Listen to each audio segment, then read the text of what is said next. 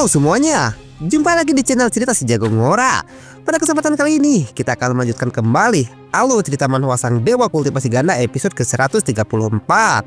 Dimana pada episode sebelumnya, Chusyu merasa terkejut setelah melihat dua orang yang sedang bermain catur di bawah pohon dalam dimensi di gunung besar Danau Petir. Lalu kedua orang itu langsung menyapa Chusyu dan sudah tahu siapa sebenarnya Chusyu itu, meskipun Chusyu baru pertama kali melihat mereka berdua.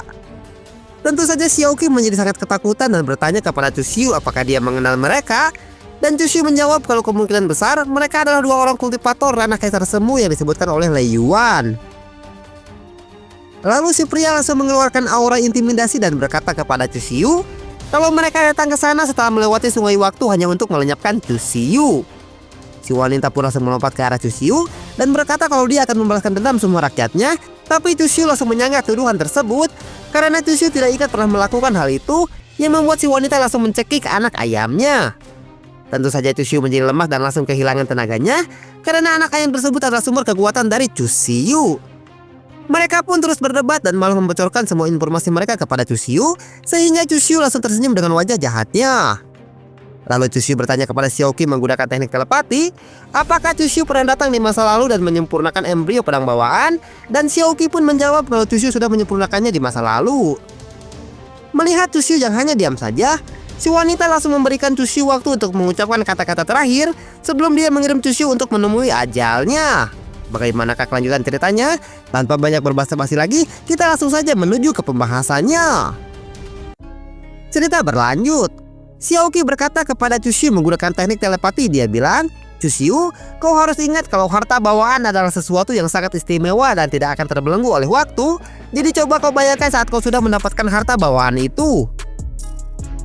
Sambil membayangkan ada dua sosok Chusyu di masa sekarang dan di masa depan, Xiaoqi melanjutkan perkataannya.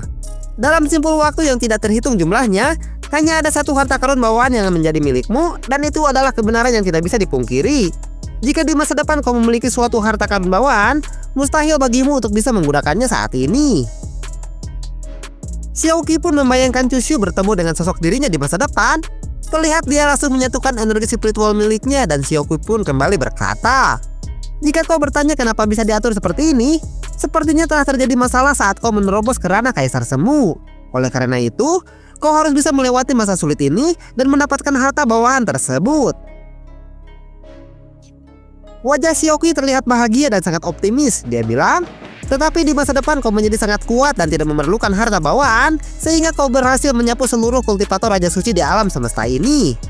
Chusyu pun nampak bingung karena dia masih belum mengingat seberapa kuat dirinya di masa depan dan hanya menatap Xiaoqi dengan tatapan yang datar. Setelah mendengar penjelasan dari Xiaoqi, Chusyu terpikirkan tentang liontin tengkorak dan berkata di dalam hatinya, dengan kata lain, diriku di masa depan mungkin tidak mendapatkan liontin tengkorak hitam ini jika seperti yang dia katakan kalau aku tidak mempunyai harta bawaan dan menyapu kultivator di alam semesta ini hanya dengan kemampuanku sendiri. Lalu Chusyu menoleh ke arah mereka berdua yang sedang mengawasinya dari tadi. Dalam hati dia bilang, semuanya terdengar seperti omong kosong. Jika aku tidak bisa mendapatkan apa-apa untuk melawan mereka saat ini, lebih baik aku tidak memikirkan hal ini dulu sekarang. Karena hal yang mendesak saat ini adalah bagaimana caraku untuk bisa melenyapkan mereka berdua sekaligus. Karena tidak menemukan jawaban dari apa yang sudah dijelaskan oleh Xiaoqi, Chusyu memutuskan untuk langsung menghadapi mereka. Sambil mengeluarkan energi spiritual api miliknya, Chusyu bilang, lupakan saja, sekarang aku hanya tinggal melenyapkan kalian berdua sebelum segalanya terlepas, jadi aku tidak perlu repot-repot memikirkan hal yang lainnya. Tentu saja mereka berdua langsung tertawa mendengar ancaman dari seseorang yang masih berada di ranah Sentonjing karena berani sesumbar di hadapan kultivator ranah kaisar semu seperti mereka. Si wanita bilang, Chusyu, apakah dengan kemampuanmu saat ini kau berpikir bisa mengalahkan kami berdua? Jangan bermimpi.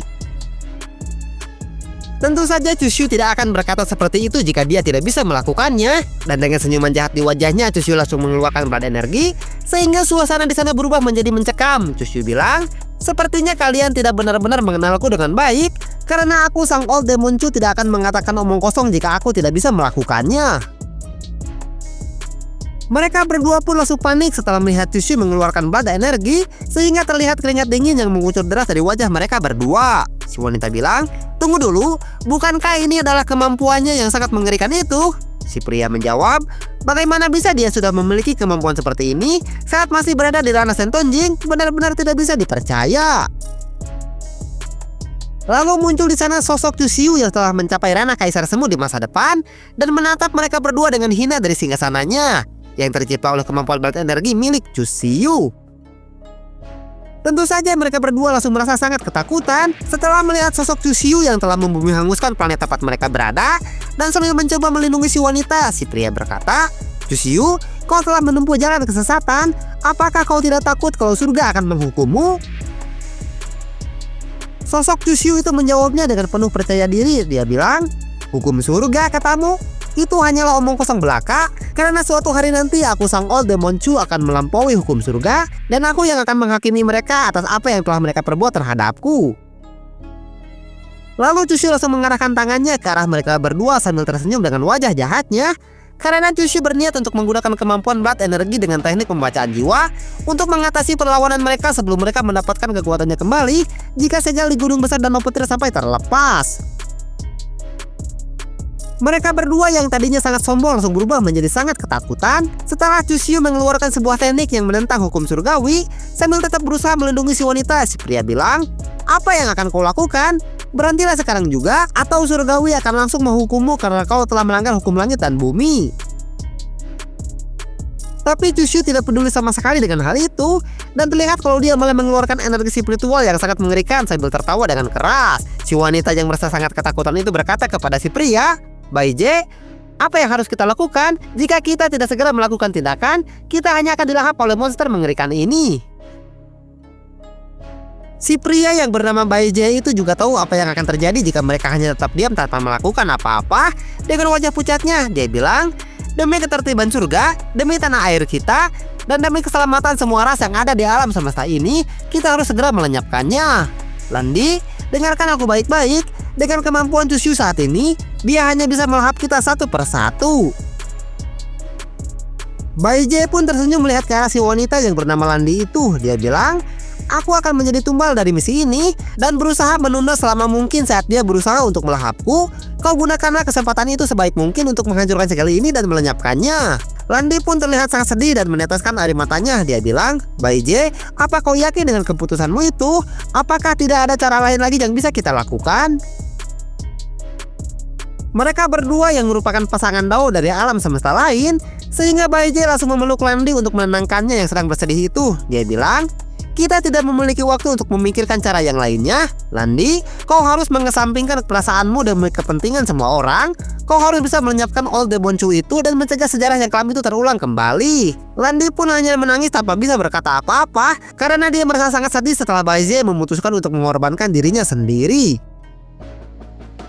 Melihat adegan sentimental yang sedang terjadi di hadapannya, Chusiu tidak terpengaruh sama sekali dengan hal itu dan malah menertawakan mereka. Dia bilang, "Apakah kalian sedang merasa panik sekarang?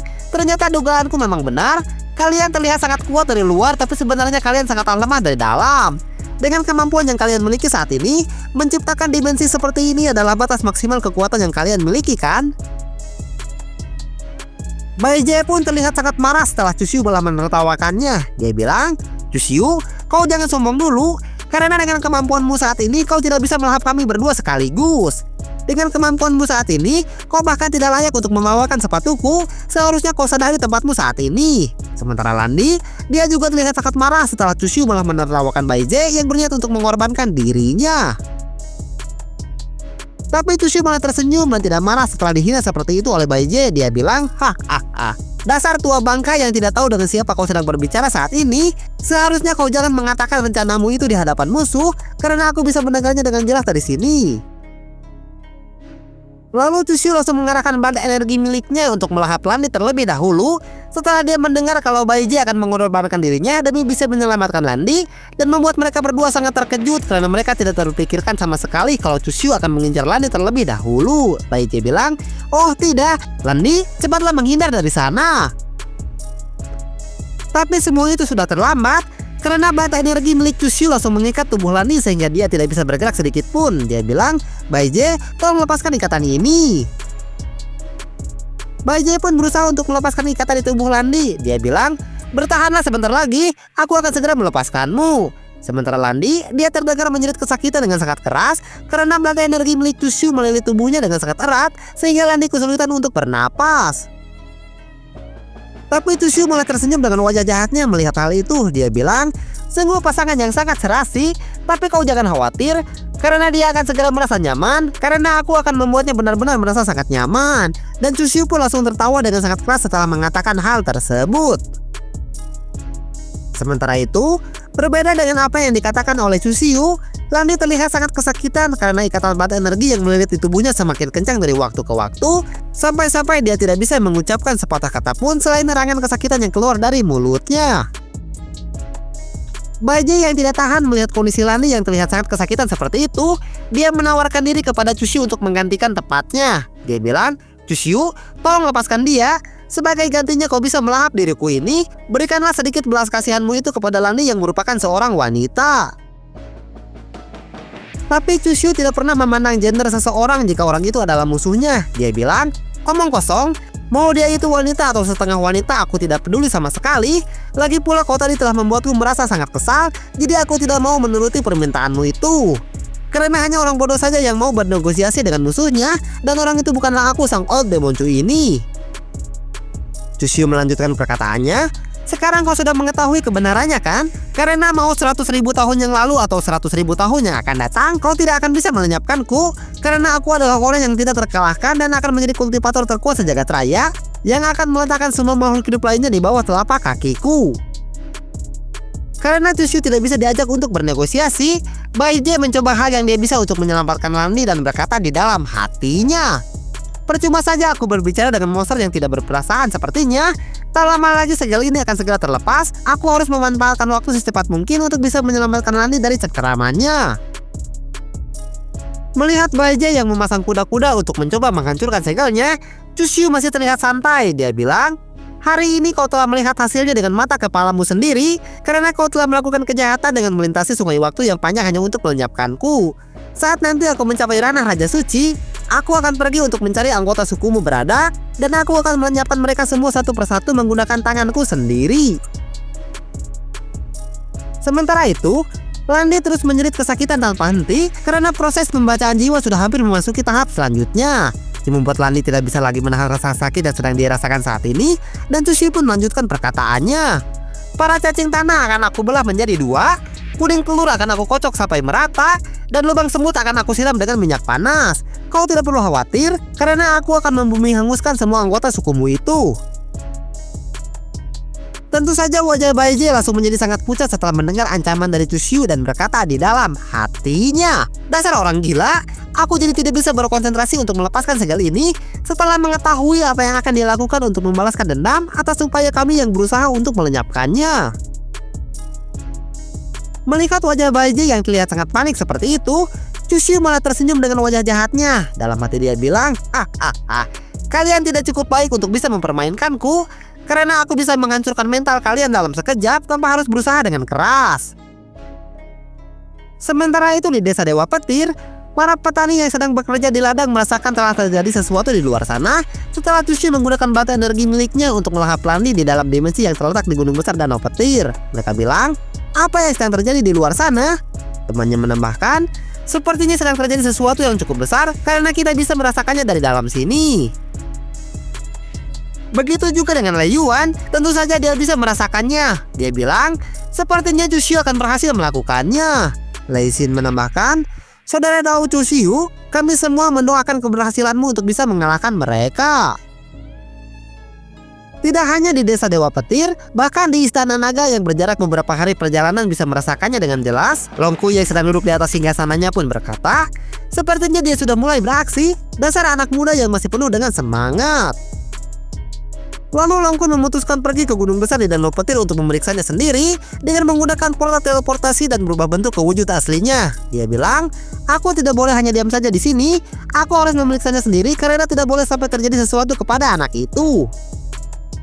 Kembali lagi ke dalam dimensi di gunung besar Danau Petir, terlihat dari kejauhan tubuh Landi sudah terikat sepenuhnya oleh belanda energi milik Chusyu, sedangkan Baije masih belum bisa melepaskan segelnya dengan kekuatan yang dia miliki saat ini. Terlihat benda energi sudah melilit sempurna di tubuh Landi sehingga tampak seperti mumi yang berwarna merah. Karena berdasarkan sifat asli dari Chusiyu, dia tidak akan menunjukkan belas kasihan sedikit pun kepada orang lain dan hanya mementingkan dirinya sendiri jika itu demi kepentingannya. Chusiyu pun berkata kepada Baije yang terus memasang kuda-kuda dari tadi. Dia bilang, "Aku sangat penasaran, bagaimana bisa kau bertahan hidup selama 100.000 tahun di ruangan yang tertutup ini?" Baije menjawab, "Kau pikir aku akan memberitahukan hal itu kepadamu?" Lalu Baije menoleh ke belakang dan menyadari kalau dia tidak memiliki banyak waktu untuk menyelamatkan Landi yang sudah tertutup sepenuhnya oleh benda energi milik Chusiyu. Karena Baije hanya diam saja dan tidak mau menjawab pertanyaan darinya, Chusiyu langsung tertawa. Dia bilang, "Begini saja, kau beritahu aku bagaimana caranya kau bisa bertahan hidup selama ini dan aku akan melepaskannya." Baije menjawab, "Apakah kau pikir aku akan mempercayai ucapan dari seseorang sepertimu? Semua orang juga tahu kalau kau adalah Old Demonchu yang sangat kejam dan juga keji, yang terkenal tidak pernah menepati janjinya kepada orang lain." Chusiyu pun langsung menghela napas mendengarnya. Dia bilang, "Sudahlah kalau begitu, meskipun kau tidak mau mengatakannya, sebenarnya aku sudah bisa menebaknya secara kasar kalau baptisan unsur suci milikmu itu pasti berkaitan dengan material abadi di luar langit ini." Wajah Baije kembali menjadi panik setelah Chusiyu mencoba untuk menebaknya, sementara Chusiyu melanjutkan perkataannya. "Konon katanya para kultivator pergi ke dunia luar untuk mendapatkan hidup yang abadi. Pasti ini yang dimaksud oleh mereka kan?" Chusiyu kembali berkata, "Tapi ada satu hal yang membuatku merasa sangat tertarik. Seperti apa tempat yang disebut sebagai Tian Wai Tian itu?" Dan episode ke-134 pun berakhir. Waktu nasa ending yang membuat penasaran sekali ya pemirsa. Tapi tenang non, oke lah tepang deh jeung dewek diri itu di pusat, maju dan berjaya terus jago murah Trot Lovers.